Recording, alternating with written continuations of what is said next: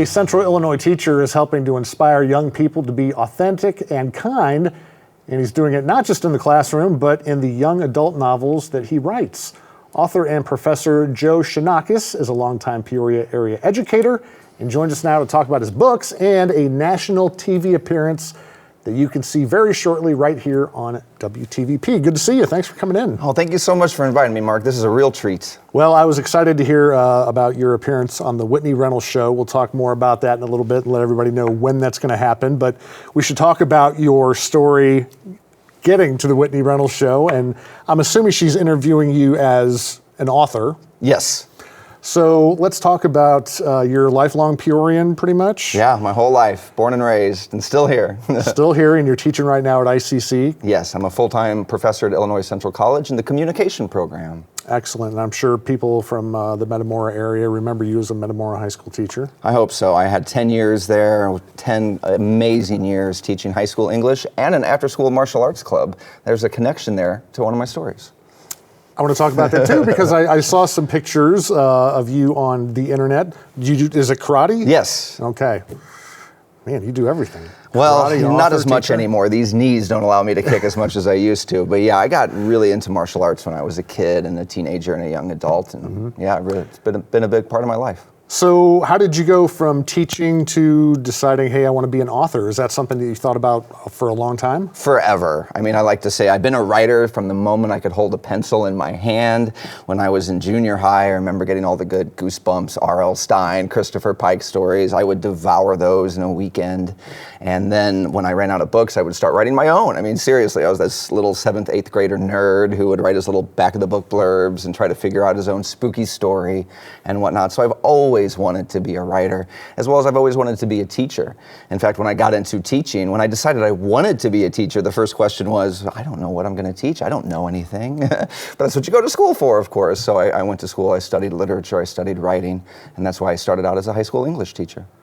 All right, so your first books, I call it the Rabbit series. Your first book was Rabbit in Red, which is an interesting title, but it's a horror novel, right? Yes, Rabbit in Red. Yeah, there's a shout out to the Halloween franchise. If anyone's a super fan of the Halloween franchise, you'll know what that name means. Okay. Yeah, so just a little fun. There's a scene where John Easter Carpenter in Halloween zooms in on a matchbook and it just says Rabbit in Red Lounge. And when I first started writing Rabbit in Red, so I'm a super geek when it comes to scary trivia. You know, I could tell you everything about Stephen King and 80s and 90s spooky movies.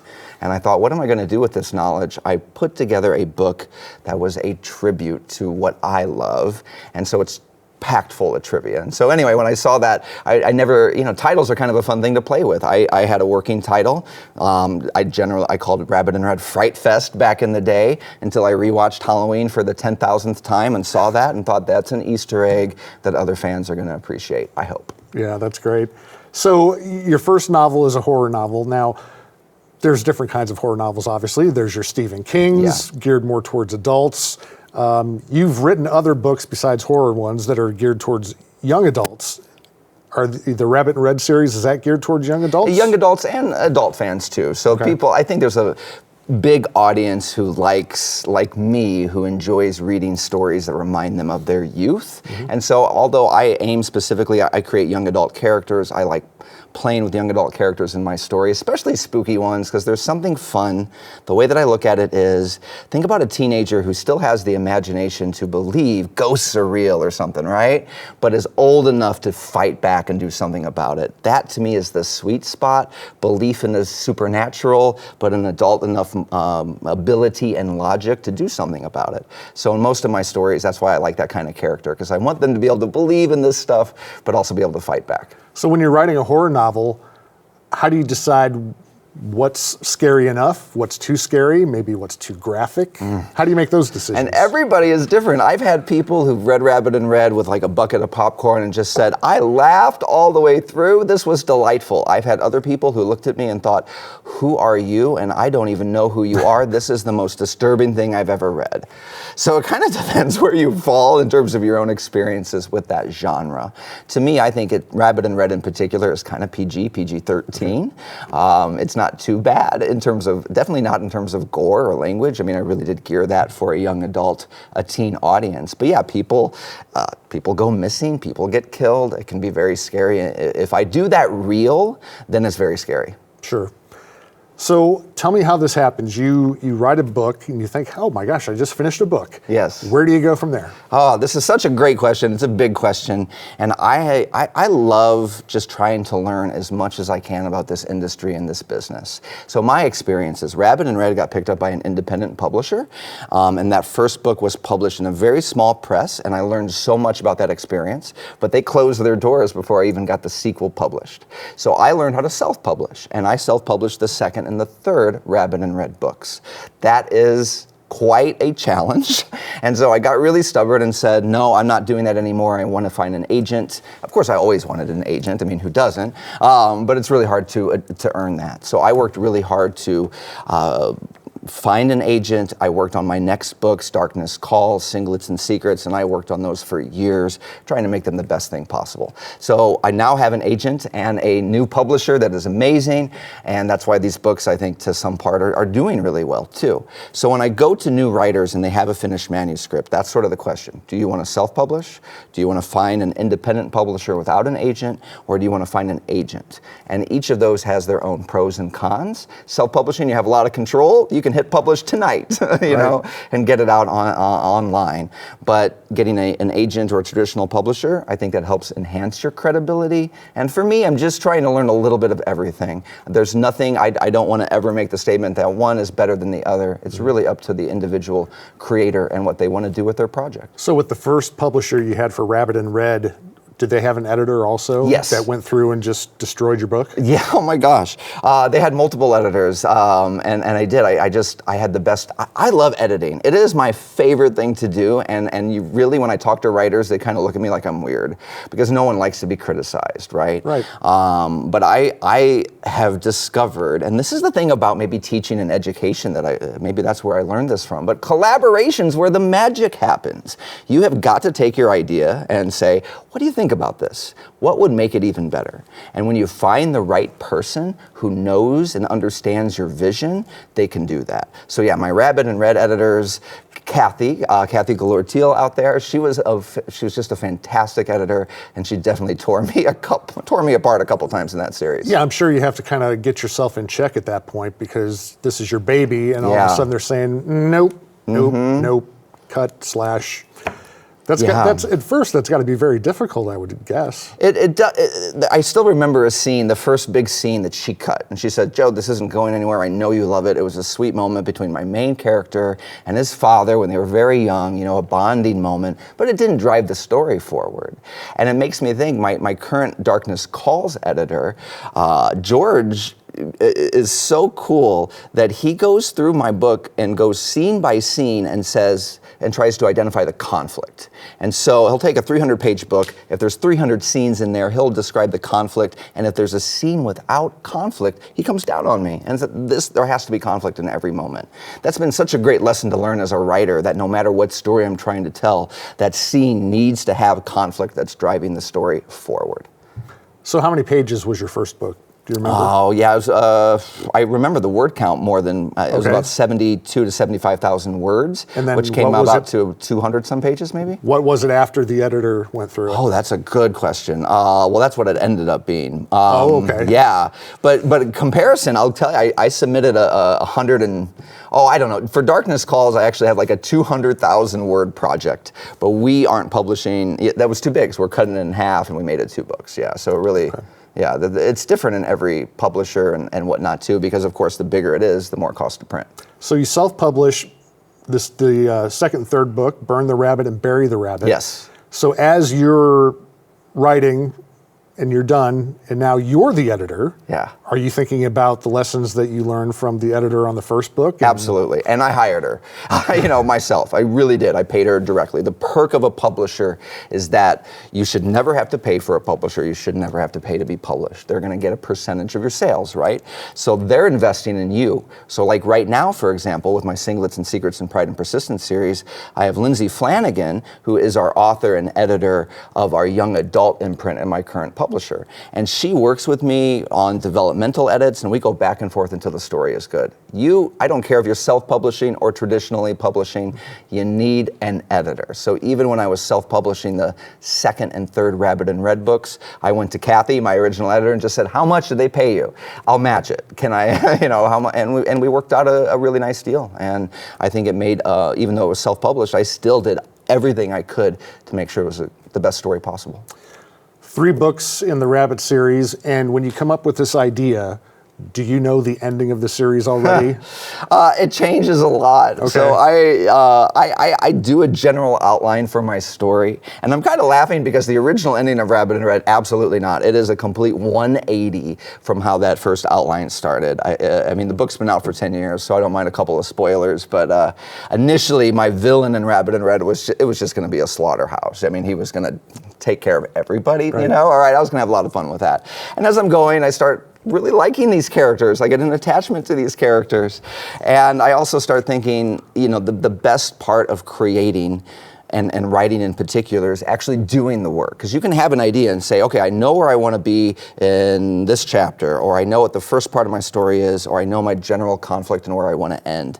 But the moment you start putting words on paper, I think it just does something magical to your brain. It stimulates you, you get new ideas, and you have to learn to go with the flow. I think you have to have the right personality as a writer to not be so stubborn that an idea you originally had couldn't be changed or be better. And so that's where the magic happens to me. And yeah, so my ending, wildly different than the original planned ending. And to be honest, I like it better now. So I think, again, that's where the collaboration and the feedback that really plays an important role. Yeah, I've talked to some authors who they have a basic idea, and then they think of this great ending, so then they work backwards. Yeah.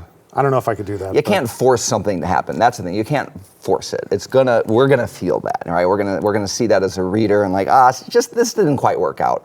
And when that happens, I bet you, and I mean no offense to any author, of course, but I bet you that author was forcing this idea that they had in their mind. It's like, this is how it has to be. Mm-hmm. And then that comes off a little awkward sometimes when you're the reader. So you do other books besides horror books. In 2023, Singlets and Secrets came out. Tell us about that one. Oh, this is my baby. This is my, I don't know, one of my favorites. It's hard to pick a favorite. They're like your children or something, I guess, but I don't have kids, so that's not fair. But Singlets and Secrets is my gay Karate Kid story. And if you think about even just a few things I started telling you about, I got into the martial arts when I was a kid. I'm a gay man. I like anybody else, I have my trauma, my stories, my bullies, things like that. I turned to martial arts to try to get a sense of confidence and strength. Plus, I always was obsessed with the Karate Kid movie, if I'm being honest. Who wasn't? Yeah, I warped the VHS tapes of all of those back in the day. And last fall, I'm such a fan, I paid to go to the Cobra Kai convention, so I got pictures and autographs with Ralph Macchio and William Zabka and Peyton List and so many more. But I'm a huge fan of that series. And all that to say, what I wanted, the Singlets and Secrets came about because I want to write the story that I always wanted to read. Or another way sometimes I look at it is, I wanted to write the story that only I could uniquely tell. For me, teaching and writing, where this really connects, especially with Singlets and Secrets, is this idea. This is an original idea with me, but this is what motivated me. It is hard to become what you cannot see.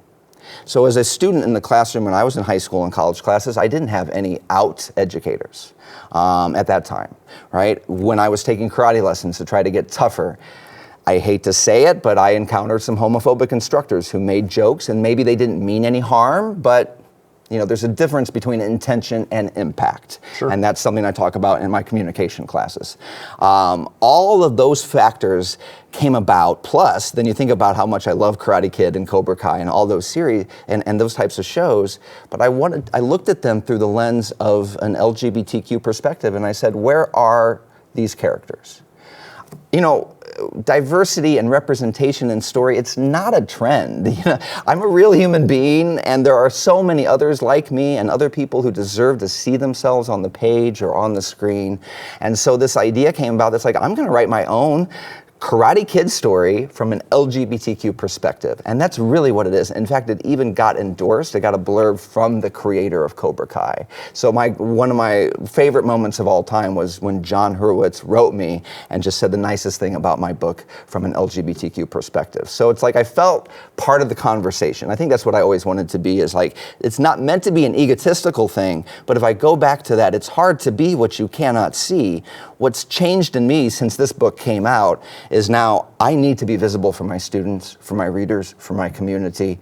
And the more that we can push that conversation and the more that we're just a part of the conversation, then that opens the door up for everyone else to follow. So this is the story you wanted to read, but since you have a lot in common with the subject of this book, how much of you is interjected into the characters? I love this question. So Aiden's my main character, and yeah, Aiden's got a lot of my flaws. So when I think, oh gosh, I love to write a flawed character. And if I have to be really honest, the way you do that is to really hold up a mirror and say, what are my flaws? And so I put that into Aiden. He's emotional, he's sensitive, he's stubborn. I can be all of those things, very, very much. But he's also just a really sweet kid who just wants to be himself and doesn't know where he fits in. So I used real emotion, that real experience from my own life, and I created a story that is certainly fictional, but there's a lot of me in Aiden, and there's a lot of me in the other characters. One of my favorite characters in this story is Aiden's mom. My mom passed away in 2016. And I keep her alive as this character. So I put my mom in basically as Aiden's mom, another one of those connections. And it's just a way, like she just kicks butt everywhere she goes. She doesn't take anything. She's his biggest champion. It's just, I love writing a character like that because I hope it inspires other parents to learn how to react to a child who might be a part of the LGBTQ plus community. So with Singlets and Secrets and then the follow-up in 2024, Pride and Persistence, did you self-publish those too, or did you have? No, this was, so the cool story here is that I actually got an agent because of Darkness Calls, the latest scary novel, and I got a publisher, a really good publisher. Rowan and Weatherford Publishing is my publisher. And when that deal was set up, we started looking at dates and timelines, and my editor is going to get to it here, and then we're going to do this, and then it'll be published in 2025. So, traditional publishing is slow because you have a lot of people that you're working with. I'm kind of impatient, I think, and I said to them at the same time, I was like, hey guys, while we're waiting, I've got a whole nother novel for you if you want. So I sent that to my agent and the publisher right after I signed a contract. I signed 2 contracts within the first week, and that was what's really cool. So they took Singlets and Secrets and also signed me up for a book deal for that, but that went to their young adult imprint. And it was just a matter of timing that their young adult imprint was ready to go, and I got the first 2 books in that series out before we got Darkness Calls published. And that's just the fun part of publishing. But since I already had those titles, I was just ready to go. And so yeah, we released, I think, Singlets and Secrets in 2023, Pride and Persistence in 2024, and then Darkness Calls in 2025, all through the same publisher, and thanks to my same agent, Amy Brewer of Metamorphosis Literary Agency, for those deals. And they just have different imprints at the same publisher. Now with the subject matter here, having the main character be an LGBTQ plus teen, any difficulty in getting that published? Any pushback? Any weird edits to it? Yeah, those are great questions. No, not in publishing. And I think this is, again, that's a compliment to my publisher. I know that there are publishers who may not want to tackle certain content today because they don't want to deal with the public's criticism. But you've got to be brave and willing to have these conversations. What you're doing right now with me and your show, to me, this speaks volumes. Thank you for giving me an opportunity to speak about these. I mean, that's really all we're asking, is no one saying you have to believe this and do this. Let's have a conversation about it. In the editing, it gets interesting because I write a lot about different queer themes and attitudes and ideas, and so I have a great editor who makes sure, hey, how are you doing this correctly or in the right language and tone? So I want to represent my transgender friends and our transgender community. I'm not transgender, so I've got to make sure that I'm doing that as well as I possibly can. But it's important for me to do those representations. So no, the only weird editing questions would be, I'm not sure about this. Are you? And so we have these conversations like that about what's appropriate or not appropriate, Sure. especially in a young adult novel, because, you know, we're dealing with teenagers who have hormones. How much of that do I put in there? So sometimes we have some really interesting conversations about that. And at the end of the day, I appreciate Lindsay, my editor on this, who kind of says, sometimes it's better to shut the door and just let your reader guess as to what's happening when it comes to those moments. And I kind of like that. Understood. Yeah. Well, and that's the other thing, you know, some people who, you know, I don't want that kind of subject in my library or don't want my child reading that. You're not writing this to recruit people to the cause. Yeah. Obviously, you know, this is supposed to be fun. This is supposed to be interesting for people. Number one, it's entertainment, right? This Right. is a story of a underdog who gets, so Singlets and Secrets, Aiden walks into a high school wrestling room because he's been bullied. He wants to get tougher. He's done with this stuff, all right? But the wrestling team is homophobic. So with the exception of a couple of fun characters, including our JV captain, whose name is Mateo. And yes, Aiden is going to fall for that JV captain. And initially it becomes a beautiful story of friendship with the questions of, is Mateo like me at all? Will they, won't they? And it becomes kind of a friends to rivals to, well, I'll let you read the story and see what happens. Mm-hmm. But that's the entertaining part, right? That's the romance and the life, and it's very heartwarming. At the same time, because I'm this big Karate Kid fan and a martial artist myself, it is full of, I mean, the coolest fight scenes I can think of in my mind, right? So I wanted this rivalry where ultimately then Aiden drops out of that wrestling program. He finds a mentor in his high school English teacher who also runs a martial arts club, all right? So there's a connection there to my experiences too. But his high school English teacher in the story, the name is Mr. Samuels. He's kind of my Mr. Miyagi in the story, all right? But Mr. Samuels teaches Aiden and other outsiders who don't fit in with traditional sports self-defense. Mm-hmm. The wrestling team gets word. The wrestling team puts on a challenge. All right, let's have a big school exposition. The wrestling team versus these new karate kids. Winner gets the bragging rights. Winner takes all. But for our main event, it's going to be Mateo, our captain, versus Aiden, who fell in love with that captain. And that's my big ending. So I have my own crane kick. It's not a crane kick, but it's my own little martial arts secret at the end and a huge ending. And I always tell people, if you get to the end of Singlets and Secrets and you're not like crying and cheering, we're just never going to be good friends. It is meant to be a book where you are just like, yes, I can't. You're going to get really mad at me for a long time. There's some bad things. There's some good conflict in this story. Sure. But you know what? We're going to face it head on and we're going to address it. And so yes, it is meant to be entertaining. And then my takeaway is that, of course, all the themes in there are the things that I'm trying to teach about embracing yourself, being authentic, leaning into truth, finding friendship. A line I wrote the other day that just pops in my head as I'm talking to you is that authentic friendship is worth coming out for. That was the theme I was playing with. When I was a teenager, I didn't have this courage yet. So I hid who I was. I lied about who I was. I pretended, right? And I developed great friends, don't get me wrong, but I was never friends with them as my authentic self. That's a theme I'm throwing into this because I'm like, my friendships, my relationships, both personal and professional today, are so much better because I get to be who I am. And I'm just not going to develop a relationship with someone who doesn't accept that or understand that. All right, we got to talk about your big national TV appearance on the Whitney Reynolds Show, which of course is here on WTVP. Gosh, all over the place, but it'll be on 10:30 May 4th on 10:30 p.m. on WTVP. She tapes her show in Chicago. How did you get on the show? Oh, this is such a great story. So I'm someone who wants to take a big swing now and then. And last summer of 2025, was just a great summer for me. Pride and Persistence, the sequel to Singlets and Secrets, was named a finalist for Best Young Adult Book of the Year through the Imaginarium Convention, which is one of our biggest literary conventions in the U.S. So that drew some attention to my series. The year before, I had the John Hurwitz quote. So Cobra Kai, fans started a little bit here and there. And then thank you to Peoria Proud for everything they do in our community. But Peoria Proud honored me with the 2025 River City Arts and Entertainment Award for positive contributions to the LGBTQ community. I'm so grateful for those things.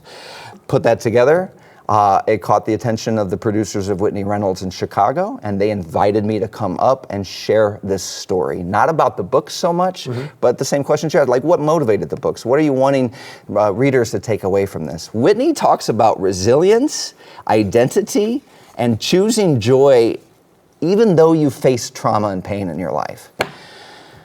Those are the themes in my book. Yeah. It was just like, it's perfect. I appreciate what she does so much. She does big interviews with all sorts of celebrities, and then there's me. And she does a lot of great stories with people who've gone through a bunch of stuff. So I shared a little bit about my youth and my upbringing and my challenges and what I want people to get away from this. So I got to go up to Chicago. I spent the night, got to go to their studios, fancy gate, waited outside. I don't know, it was a blast. It was a lot of fun to do and see kind of a different way of being able to share my story with others. Well, you may be one of those big celebrities after this interview airs. Again, it's going to be May 4th, 10:30 p.m. right here on WTVP, and you can check it out online and all that good stuff. Real quick, where can people find out more about your books? I want you to pick your favorite local bookseller. We are so lucky in Central Illinois. I can't think of a bookseller that I don't think is awesome. So go to your favorite. If you're in Bloomington, go to Bob's Bay. If you're in Galesburg, go to Wordsmith. If you're in Pekin, go to Tales. Peoria, Book Rack, Book Nook, Barnes & Noble. And of course, you can find them online. But I hope you'll support your favorite local bookseller. And if I forgot to mention one, I love you. Well, Joe, we appreciate you coming on. Very interesting, and it's going to be fun to watch your career from here on out. I assume you're still writing. I've got a few more books coming. Yep. Coming Fearless down the and pipeline. Fabulous is coming next year, I think. That's the third in my Aiden series, and Darkness Calls has a sequel. All right, Joe Chianakas, thanks very much. We appreciate it. Mark, you're awesome. Thanks for having me. Thank you. Thank you for joining us. We got to go. Check us out at WTVP.org.